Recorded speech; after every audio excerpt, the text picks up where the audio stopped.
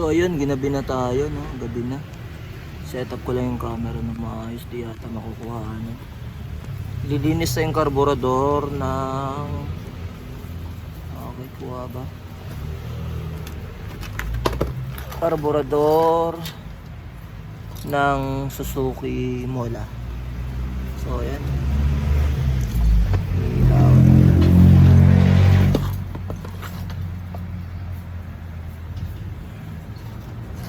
Ano na siya, yung idle niya nagbabago-bago yung minor. Sobrang dumi, nahugasan ko na ng gasolina ito. So ngayon babaklasin natin isa-isa yung parts para makita kung gaano karumi. So sandali lamang, kuha lang po ako ng Phillips screw.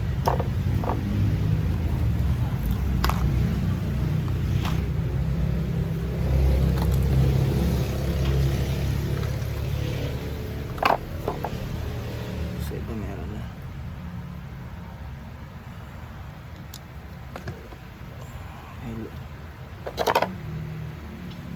1, 2, dalawa lang screw dito sa Suzuki Mola na to, GS.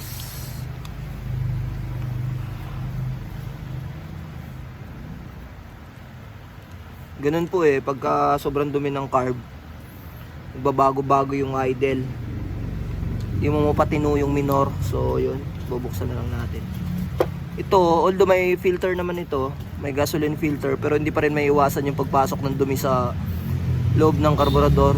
Gawa ng yung karton dun sa loob ng dito, pag once na medyo nag-dissolve na yung karton, nakakadaan na yung dumi. So yun, sobrang dumi rin. Ayan, ang dumi ng chamber niya kung saan nakaipon yung gasolina. So maraming dumi.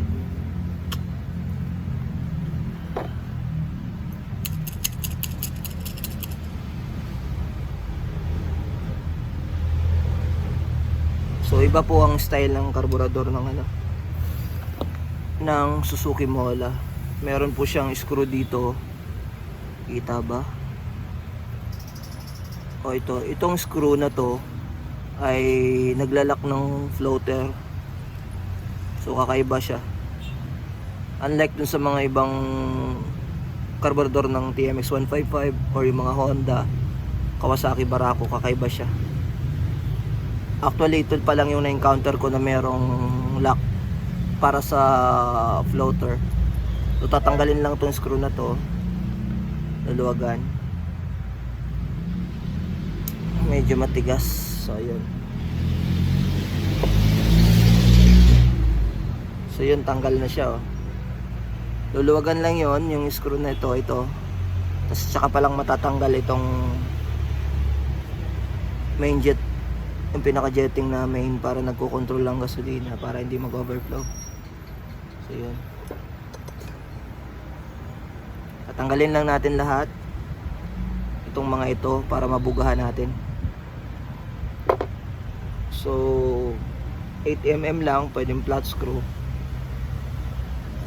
Kunin muna natin yung 8mm.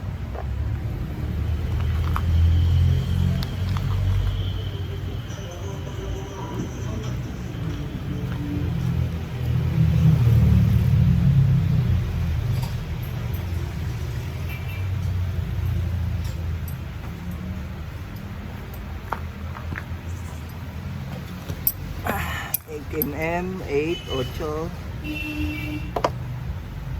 Tanggalin lang natin itong na to. Ito. Yan, tanggal na.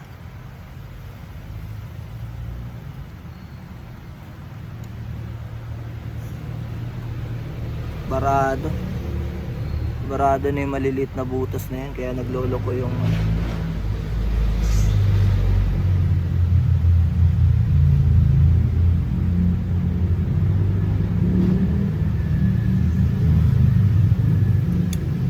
pang flat screw na maliit para matanggal yung isa. Flat screw.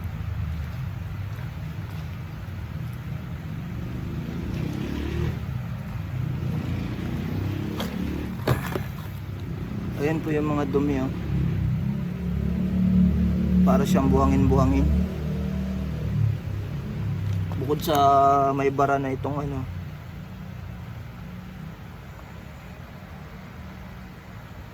dami pang dumi. So tatanggalin natin ito.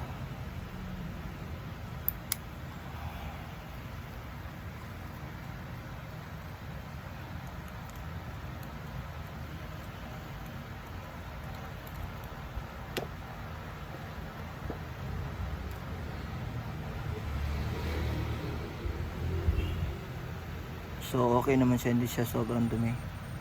Bubugan pa rin natin.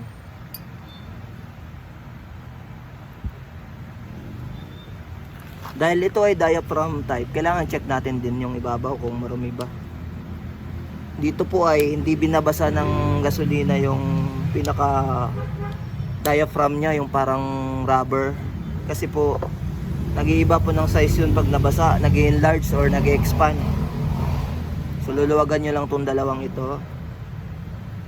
Yan.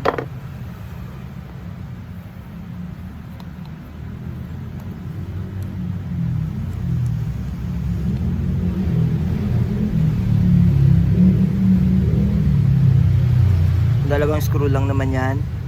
Then ma-access mo na yung ano, spring. So yun.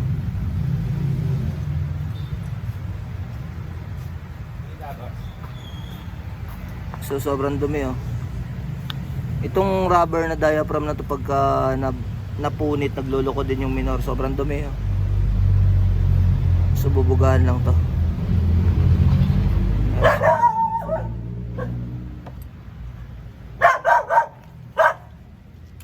So mas maganda gumamit kayo ng ganitong brand oh. Yung carburetor cleaner na ito, tsaka yung choke cleaner.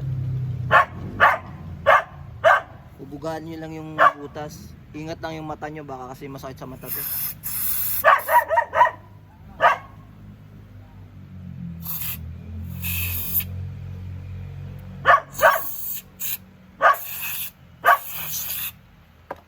So yun lang, sabi ko.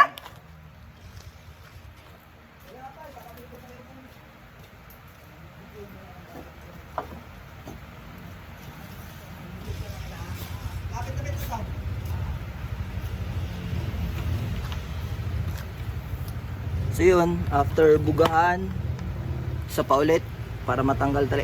Kasi po ito, napaka-effective po na ito na di-dissolve niya yung mga sludge ng gasoline or kung ano man yung nanigas na particles doon dito sa mga butas. Natutunaw po siya. Try and tested ko na po itong brand na ito. So mahirap lang siyang hanapin, Hardex na green.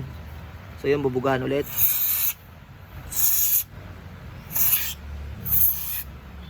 So sa pagbubuga, safety first kasi yung sa mata po natin, chemical ito, sumanghang sa mata ito.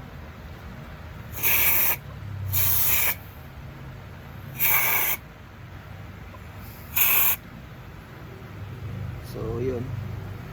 Daglagan yung mga dumi. Ito pa oh. Dito sa chamber sa ano na to. Oh, sobrang dumi oh. Oh. Yan yung mga dumi. Mga butas.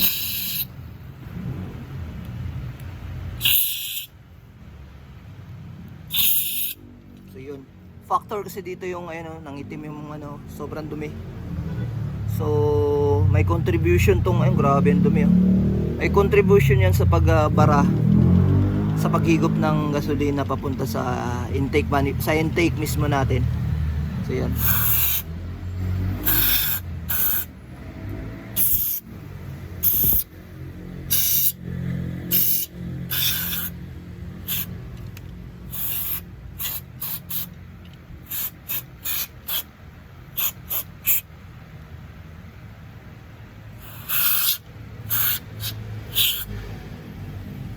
So ayan, malinis na oh. Para na siyang brand new ulit.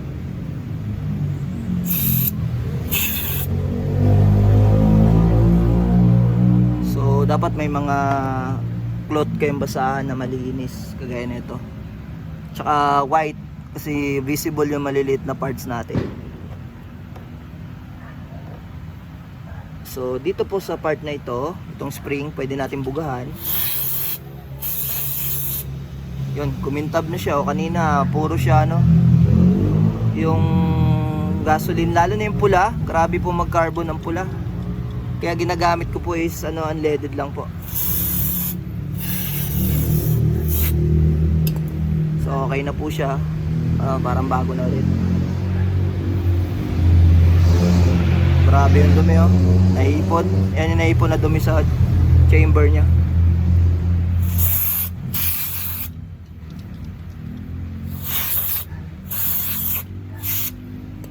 So yun, parang bago na siya ulit, oh. Sobrang linis na. Bugahan din po natin itong floater. Main gen. Yan ito, ang dumi, oh. Oh. So tingnan nyo guys, oh. Tingnan nyo po, pag binuga natin, lilinis siya. Yung mga nakakapit na particles na to, no, from the gasoline, yung mixture kasi ang gasoline natin may 10% ethanol, bioethanol. So nagmi-mix up yung elements, nagkaka-produce ng ganito, naninigas. So try natin bugahan, tingnan natin, ha. So yun, nalulusaw siya, oh. Nalulusaw, parang naging brand new ulit.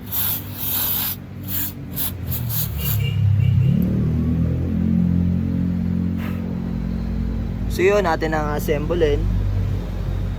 Unahin muna natin sa top. Pasok natin yung karayom.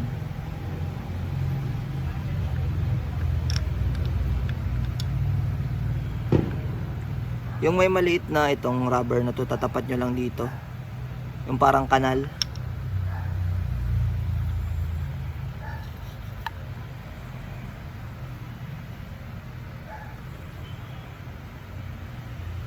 So ayun, oh, nakatapat na siya. So careful lang kayo sa pagbabalik ng rubber. Dapat walang lukot, hindi siya malulukot, at mailagay sa tamang pwesto yung yung parang rubber niya, yung guide mismo ng diaphragm.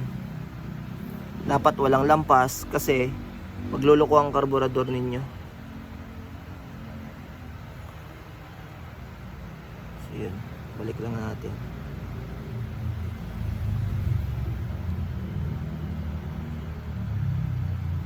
So yun, i-check nyo maigi yung circumference niya, yung paikot. Yan, yung rubber ay lapat na lapat. Once na tumupi po yan, hindi po magtitinuangin yung carburetor. Magloloko siya, mataas yung idle, bababa yung idle. So yun, napaka-importante na maganda ang lapat niyan. Yan, nakalapat na siya paikot.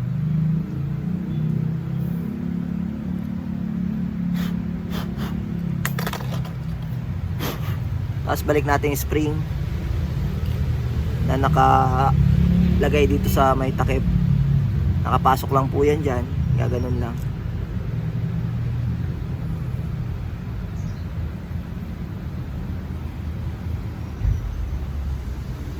So ganun lang po.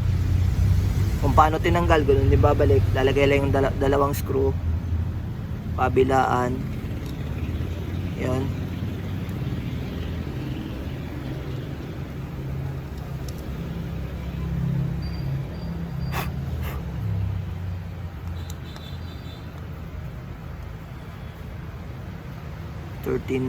Matagal-tagal pa na.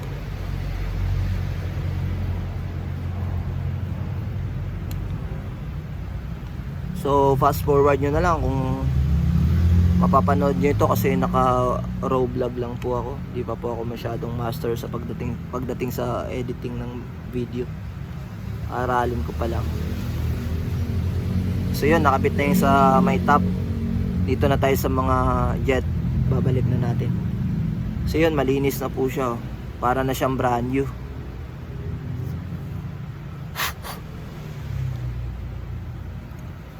Bugaan muna natin itong may bara sa gitna. Again, yung mata, no, kailangan mag-ingat. Kung mapapansin nyo, ang ganda nung buga nung nung gasolina. Ibig sabihin, wala na siyang bara. Ayun na, malinis na siya. Babalik na natin. Ayan. Tapos 8. open na 8 para sikipan. So masikip na. Then itong maliit na to, bubugahan din natin. Cover ulit ng mata.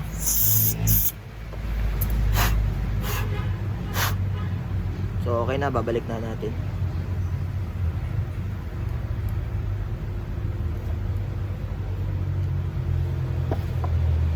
Gamit ang maliit na flat screw, babalik na natin yung sisikipan na natin.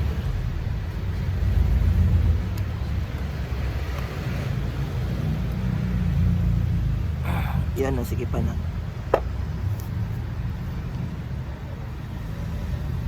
So babalik natin ng floater tsaka paglalagay ng main jet. Wala namang baliktaran dito. Pupwesto nyo lang siyang maigi dyan. Then babalik dito.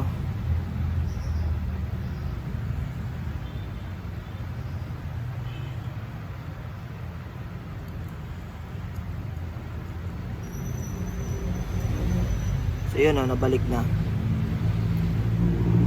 Ikot natin para makita. Kailangan nyo lang po ulit tigpitan ito, yung screw na yan. Sisikipan lang natin para hindi siya malaglag. Yun, nag-lock na siya. So yan na po ang position yan. So yan na po.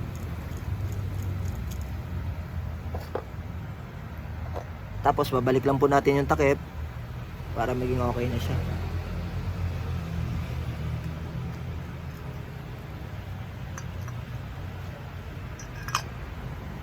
So yun, dalawang screw lang ulit dito tsaka doon sa kabila. So ito po yun.